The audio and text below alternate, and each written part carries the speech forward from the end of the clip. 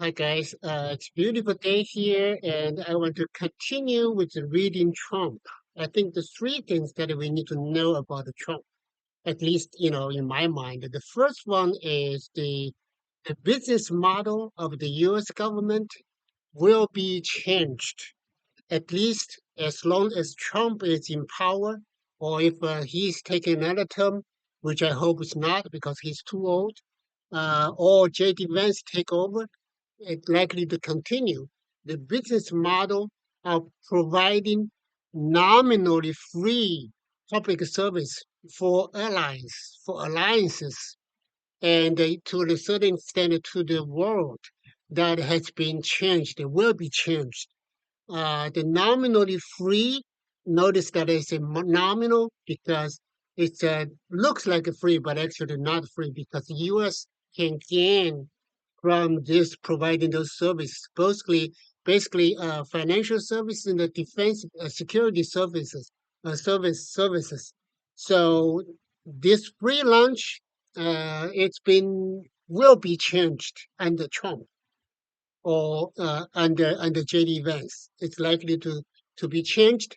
So will be no longer free service, but it will be a paid service, will be very much a transaction, just like any other business. Okay. Um, Notice that I say the nominally free because it's after World War II. Nominally, U.S. provide security protection for its European allies, right? And lately to Japan and to Korea, right? Because they're thinking about switching to the focus on Asia. So anyway, those service will become paid service, very much like a transaction, business transaction, whether you are ally or not. It will be the same. The free lunch is over. So that's one thing that to keep in mind. The number two is that Trump is into legacy building. That's his biggest personal interest in the whole deal of mega. Okay, because let's look at what he is thinking about, what he is asking, like Greenland, like Panama Canal, like mineral deals with Ukraine's. All these things are very tangible, and nobody has done it before like he did. And so I won't be surprised that the 4 years later, he may write a memoir, say, hey, look, Americans, look at what I have achieved. I get a Greenland, I get a Panama Canal, I strike a mineral deals with Ukraine, everything that nobody else can do, but I did. So he is into this for the legacy building. Okay. Number three, there's a short-term financial interest. The reason that there are not many sources for him to reduce the national debt, but reducing the national debt will be the big, very high item on his agenda because it will show that he has a financial power, financial knowledge to cut down the, uh, national debt that Biden would not be able to do it.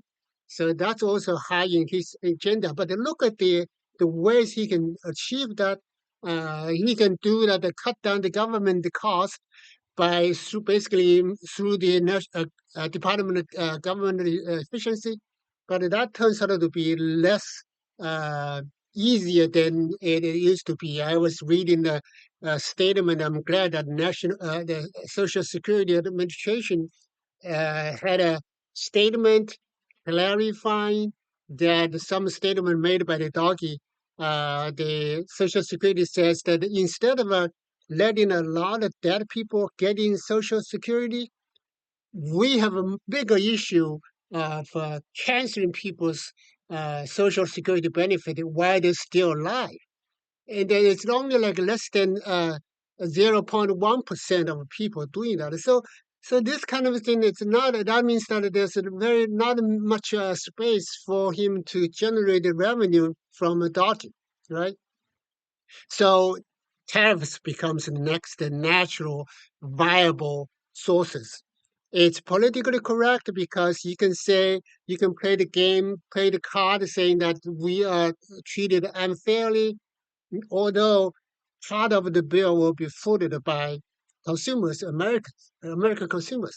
But instead of charging consumer taxes, we're charging the tariffs. So that way, it's likely to reduce national security. So those are the three things that we need to keep in mind.